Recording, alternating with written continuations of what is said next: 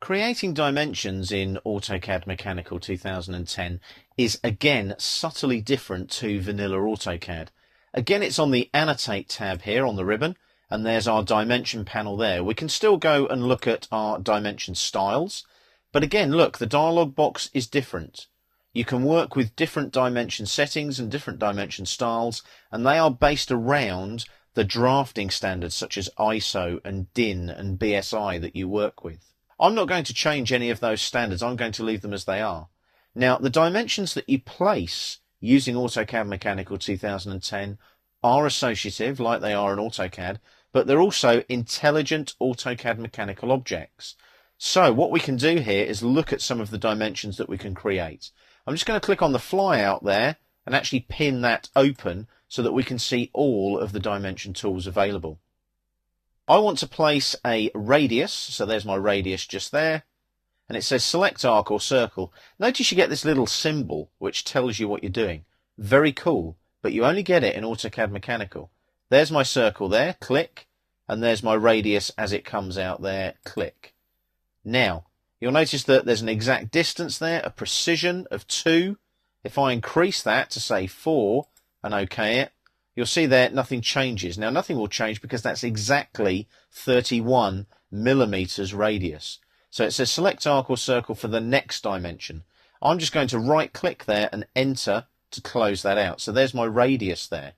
Now you'll notice it's adopted text the same height as the scale area. So you can see there the text is radius 31. But look, the A, the R, they're all the same height because we're working in that 2:1 scale area. So if I saved my drawing at this particular point in time and went and looked in the Layout tab, you'll see, look, all the text is appropriate for that scale area, that 2:1 scale area. I'll go back into the Model tab now. So let's have a look at some more dimensions. I'm going to pan upwards a little bit now. There's our side view there. And what I'm going to do now is do some power dimensioning. This is only available in AutoCAD Mechanical. It's very cool though, I really like it lots. Power dimension, and it asks for the first extension line origin. Now I'm going to zoom in a bit here so I can see what I'm doing. I want that endpoint snap right there. And as you can see, if I click on that endpoint there, as I move around, look, I can pick any angle. There's an angular dimension, horizontal, a line dimension, or even a vertical dimension. I'm going to go for the horizontal there.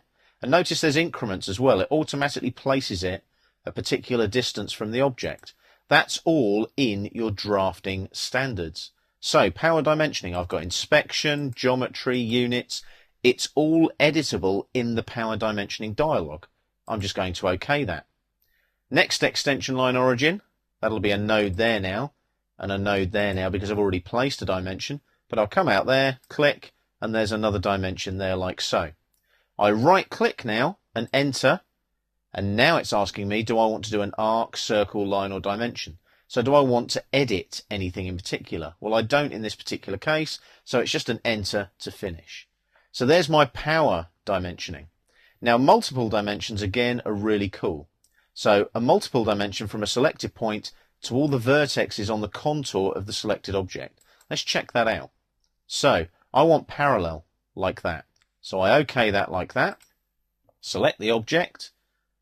There like so, right click to confirm and block. Select a block reference. Now I can select a block as well if I want to.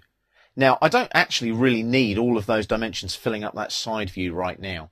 So what I've done there really is deliberately hit return, and then I can select the object which is there, and I can select all of the objects, you'll notice, like that. I can pick as many objects as I like. Now this might get a little bit messy because I'm selecting quite a few objects here, but we'll see what happens. Like so, and then right click and enter. First extension line origin. Well, I'll have it, let's say, there. And look, as you can see, look, there's loads of dimensions there, and it does get a bit messy. So just be careful with that one, because it can fill up your views with a lot of dimensions all at once. I'm actually going to hit escape there.